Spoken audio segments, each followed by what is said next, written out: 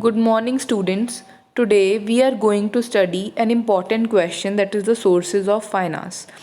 In the present day economy, finance is defined as a provision of money at the time when it is required. Every enterprise, whether big, small, medium, needs finance to carry on its operation and to achieve its targets. In fact, finance is so indispensable, so required that it is rightly said it is the lifeblood of the organization. We need finance in order to set up a business. We need funds in order to carry out the day-to-day activities. For expansion of the business, a firm also needs funds for the researching a new product, for innovation of new products. Company also needs funds for under special situations like fall in sales or any other adverse situation. There is also the requirement of finance. There are basically two sources of finance available with an organization, that is the external sources or internal sources. External sources means raising fund from outside the business, that is by the issue of shares, debentures, public deposits, loan from financial institutions or bank credit. Internal sources means using the funds which are already with the organization. A firm which is profitable has retained earnings, so those retained earnings can be used by the business by reinvesting those earnings. The external sources of finance can further be classified into two parts: long term sources of finance and short term sources of finance. Long term sources: when a business requires the fund for more than 1 year, they raise the fund from the long term sources of capital. So the main sources of long term funds are owned capital and debt capital. Short term sources: when the funds are required for meeting the day to day requirements of the business, for meeting the short term needs of the business, then those requirements are met by arranging loan from the bank or accepting deposits. Now, shares.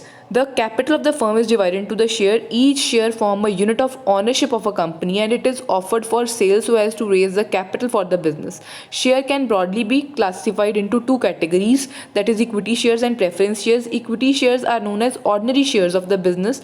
They have basically two features, that is they don't enjoy any preference in getting dividend. Firstly, dividend is paid to the preference shareholders. If any dividend is left, then that is paid to the equity shareholders.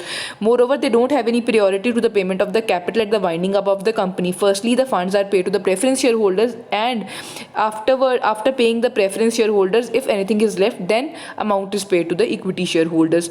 Preference shareholder, the name suggests, they have certain preferential rights over and above the equity shares with respect to the payment of dividend as well as with respect to the payment of the capital at the time of the winding up of the company. Retained earnings are the profits of the business which the company has retained. Those earnings are accumulated over the years and reinvested in the business, so this is referred to as flowing back of profits.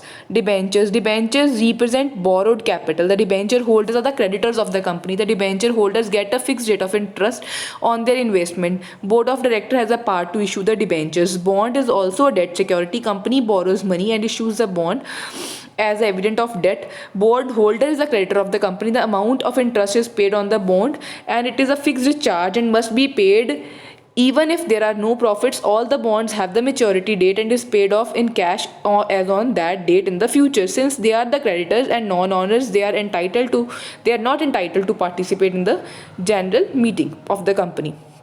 Public deposits is a source of raising short-term funds by the business. Company can receive public deposits for a period ranging from 6 months to 36 months. Loan from the financial institution can also be raised. First industrial policy was declared in the year 1948 for the rapid industrialization in the country. The government of India established special financial institutions for providing industrial finance. There are 12 financial institutions at national level and 46 at state level. These institutions provide medium-term, long-term assistance to the various organizations, to the various business concerns. The following is the chart of the financial institutions. There are developmental banks, financial institutions, investment institutions, state level institutions. The details are in the next slide. Developmental banks are 5: IDBI, Industrial Development Bank of India; IFCI, Industrial Finance Corporation of India; ICICI, Industrial Credit and Investment Corporation of India; SIDBI, Small Industries Development Bank of India; and IRBI, that is Industrial Reconstruction Bank of India. There are three financial institutions, that is RCTC, Risk Capital and Technology Finance Corporation Limited; TDICI, Technology Development and Information Company of India Limited, TFCI, Tourism Finance Corporation of India Limited. Investment institutions are there as well, that is LIC, Life Insurance Corporation of India, UTI, Unit Trust of India.